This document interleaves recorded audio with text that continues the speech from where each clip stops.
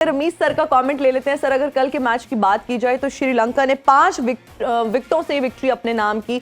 बहुत अच्छी उन्होंने फाइट की और बहुत जबरदस्त उनकी परफॉर्मेंस थी। फिर स्पेसिफिकली अगर हम समा विक्रमा की बात करें तो मैन ऑफ द मैच भी रहे और पाकिस्तान के अगेंस्ट भी उन्होंने एक सेंचुरी बनाई। उनकी परफॉर्मेंस को किस तरह से देखते हैं और ओवरऑल श्रीलंका की परफॉर्मेंस के बारे में क्या कहेंगे? देखिए, टेस्ट सीरीज पाकिस्तान के खिलाफ खेले थे श्रीलंका में और बिल्कुल जीरो परफॉर्मेंस थी। कई प्लेयर्स जो होते हैं वो वाइट बॉल क्रिकेट के लिए बने होते हैं और ये टिपिकल वाइट बॉल स्ट्राइकर है, टेम्परामेंटली स्ट्रांग है, इसलिए कि रन चेज में अगर आप 90 करते हैं तो बहुत बड़ी इनिंग्स होती है। सो फॉर्म प्लेयर हैं और उस फॉर्म का खूब इस्तेमाल कर रहे हैं, जो कि श्रीलंका को देखिए ढारस तो बनाएगा। नीदरलैंड्स ने फाइट बैक बहुत अच्छी की, मगर श्रीलंका को रन चेस करना था और फंस गए थे क्योंकि 130 पे 3 खिलाड़ी आउट हो गए थे और पिच भी थोड़ी सी नरम गरम थी। सो बहुत अच्छी इनिंग्स खेले जी। रमीज भाई, एक डबल हेडर था ऑब्वियसली, और कल जो दूसरा मैच था वो बहुत बड़ा मुकाबला था साउथ अफ्रीका और इंग्लैंड का।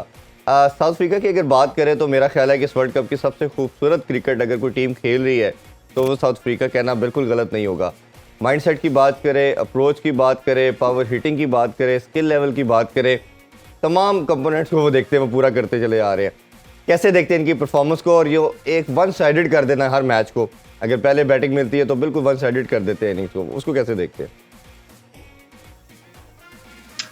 देखें, कंडीशंस भी बहुत अच्छी थी, इसमें कोई शक नहीं है कि वानखेड़े में लंबे रन होते हैं, जैसे बेंगलोर में लंबे रन होते हैं, इसी तरह से वानखेड़े भी बैटिंग फ्रेंडली एक स्ट्रिप है। अब देखना ये है कि ये मेंटेन कर सकते हैं इस रिदम को, इस ब्रूटैलिटी को, क्योंकि हमेशा अब साउथ अफ्रीका के जब भी बात होती है तो दिल धड़कता रहता है कि पता नहीं कब चोक करेंगे, कहाँ पे आके सिली मिस्टेक कर देंगे। और इसकी एक हमें ट्रेलर मिला है जो नीदरलैंड से मैच आ रहे हैं, बट ऑन द डे बहुत आला इनिंग्स खेले, पूरी टीम ने लड़ा है। और वो जिसको कहते हैं ना इंग्लैंड से, क्योंकि इंग्लैंड की बहुत बड़ी टीम है, एक प्रेजेंस है, उनकी फैन फॉलोइंग है, मीडिया उनके साथ होता है इंग्लैंड के, और फिर फॉर्मर चैंपियंस है, तो उससे बिल्कुल भी घबराए नहीं वो।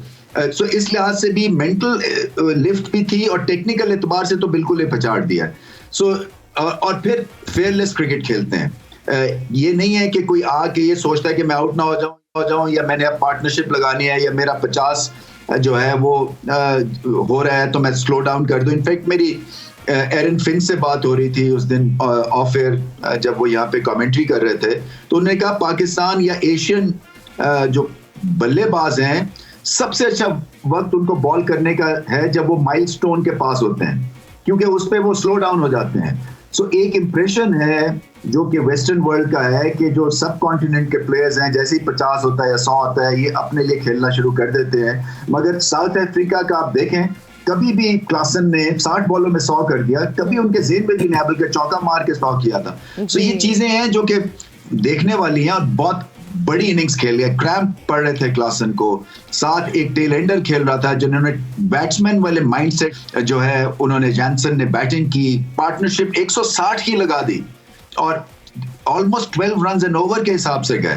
तो ये बहुत बड़ी परफॉर्मेंस है साउथ अफ्रीका की। बिल्कुल सर, जब हम मॉडर्न डे क्रिकेट की बात करते हैं, एग्रेसिव माइंडसेट की बात करते हैं, तो किलिंग अप्रोच देखी जाती है। और इसकी प्राइम एग्जांपल अगर हम देखें तो मार्को जेनसन और क्लासन की इनिंग्स की हम अगर बात करें तो that is a prime example. फिर अगर क्लासन की बात की जाए तो उन्होंने पहली 39 बॉल्स पर बनाई, दूसरी 14 बॉल्स पर बनाई।